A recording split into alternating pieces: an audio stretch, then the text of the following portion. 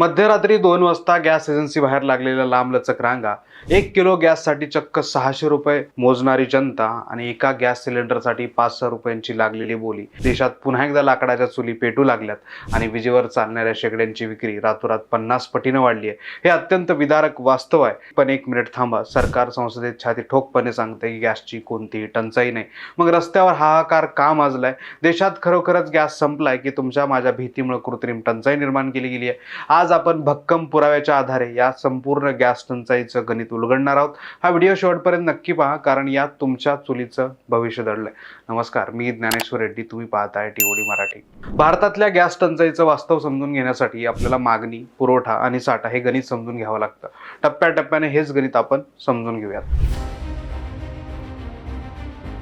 कोणत्याही वस्तूची टंचाई तेव्हाच निर्माण होते जेव्हा तिचा पुरवठा कमी होतो आणि मागणी अचानक वाढते.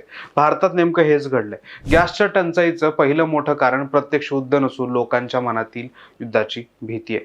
आपण आकड्यांच्या भाषेत बोलूया. एरवी संपूर्ण भारतात दररोज 55 लाख गॅस सिलेंडरची नियमित नोंदणी आणि वितरण होत होतं. आपली संपूर्ण वितरण व्यवस्था याच 55 लाख या आकड्यावर सुरळीत चालत आली. पण इराण आणि अमेरिकेच्या युद्धाच्या बातम्या येऊ लागल्या तेव्हापासून लोकांमध्ये गॅस संपेल अशी घबराट पसरली. या भीतीपोटी ज्यांच्या घरात 2 सिलेंडर आहेत, जे लोक एरवी पहिला सिलेंडर संपेपर्यंत वाट पाहायचे, त्यांनी आता लगेच आगाऊ नोंदणी करायला सुरुवात केली. परिणामी आज घडीला दररोज होणाऱ्या 55 लाख नोंदणीचा आकडा थेट 75 लाखावर जाऊन पोहोचलाय. म्हणजेच दररोज अतिरिक्त 20 लाख सिलेंडरची मागणी बाजारात अचानक निर्माण झाली आहे. पुरवठा सुरळीत असतानाही मागणी एवढी वाढली तर कोणतीही व्यवस्था कोलमडून पडेल. इथं तर आंतरराष्ट्रीय पातळीवरून येणारा पुरवठाच खंडित झालाय. त्यामुळे 20 लाख सिलेंडरची अतिरिक्त मागणी या संकटात आगीत तेल ओतण्याचं काम करते. आता आपण पुरवठ्याच्या गणिताकडे जरा वळूयात. मिंट आणि डेक्कन हेराल्डच्या आकडेवारीनुसार भारताची दररोजची गॅसची गरज तब्बल 1,36,000 टन इतकी प्रचंड आहे. यापैकी आपण आपल्या देशात फक्त 40% गॅस तयार करू शकतो. आपली अर्थव्यवस्था आणि चुली चालवण्यासाठी उरलेला 60% गॅस आपल्याला आयात करावा लागतो, म्हणजेच परदेशातून विकत आणावा लागतो. यासाठी आपण कतार, सौदी अरेबिया आणि संयुक्त अरब अमिराती या देशावर अवलंबून आहोत.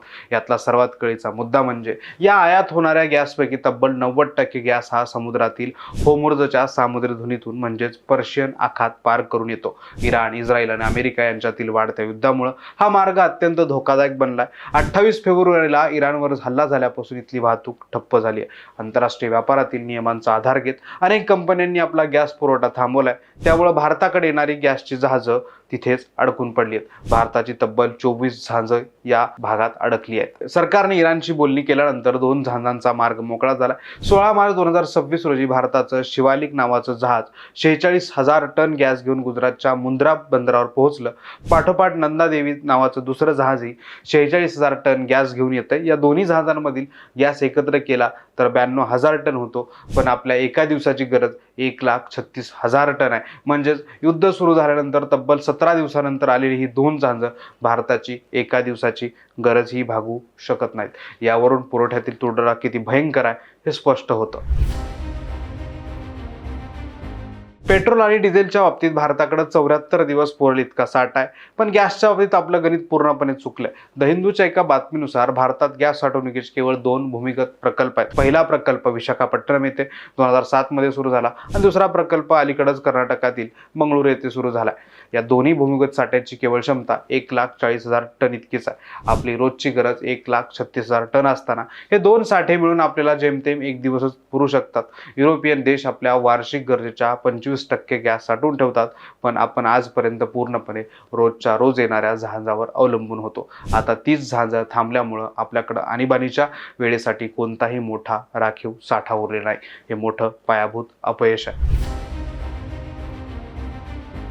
घरात अन्न कमी पडतं तेव्हा आपण कुटुंबातील मुख्य लोकांना प्राधान्य देतो. सरकारनेही नेमकं हेच केलंय. देशात 33 कोटी कुटुंबाकडे LPG कनेक्शन्स आहेत. या 33 कोटी कुटुंबाची चूल पेटती राहावी यासाठी सरकारने हॉटेल, रेस्टॉरंट्स आणि उद्योगांना लागणाऱ्या व्यावसायिक गॅसचा पुरवठा जवळपास थांबवलाय.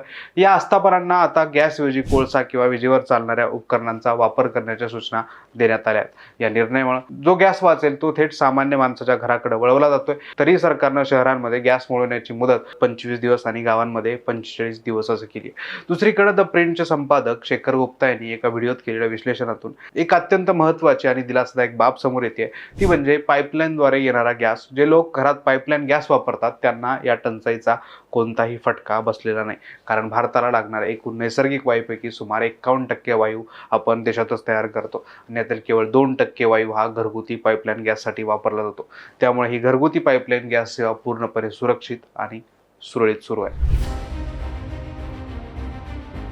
रस्त्यावर रांगा लागलेल्या असतानाही संसदेत यावरून मोठा भडका उडाला. राज्यसभेत विरोधी पक्षनेते मल्लिकार्जुन खरगे यांनी सरकारला धारेवर धरताना विचारलं की भारताची 60% गॅस आहेत एका सागरी मार्गावरून होते. हे सरकारला आधीच माहीत होतं. मग इराण अमेरिकेतला तणाव वाढलेला असताना युद्धाची ठिणगी पडताच सरकारने आगाऊ नियोजन का केलं नाही? सरकारच्या चुकीच्या नियोजनामुळे आज गरिबांना मोठा त्रास सहन करावा लागतोय. या आरोपावर संसदीय कार्यमंत्री किरण रिजिजू यांनी अत्यंत आक्रमकपणे उत्तर दिलं. हे संकट भारतानं ओढावून घेतलेलं नाही, ही एक आंतरराष्ट्रीय भूराजकीय समस्या आहे. संपूर्ण जगाला याचा फटका बसतोय. तसंच देशात कोणतीही टंचाई नसून विरोधक केवळ अफवा पसरून जनतेमध्ये भीती निर्माण करत आहेत. तर आतापर्यंत आपण समजून घेतलेलं संपूर्ण गणित, आकडेवारी आणि आरोप प्रत्यारोपाचा फायनल रिझल्ट काय आहे?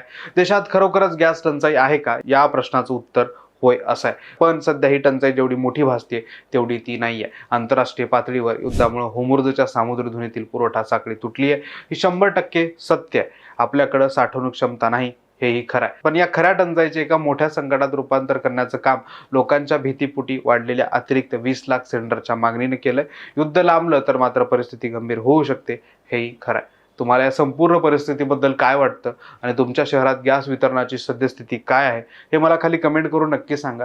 अशा सत्य आणि पुराव्यावर आधारित विश्लेषणासाठी आपल्या टीओडी मराठी चॅनलला सबस्क्राईब करायला विसरू नका.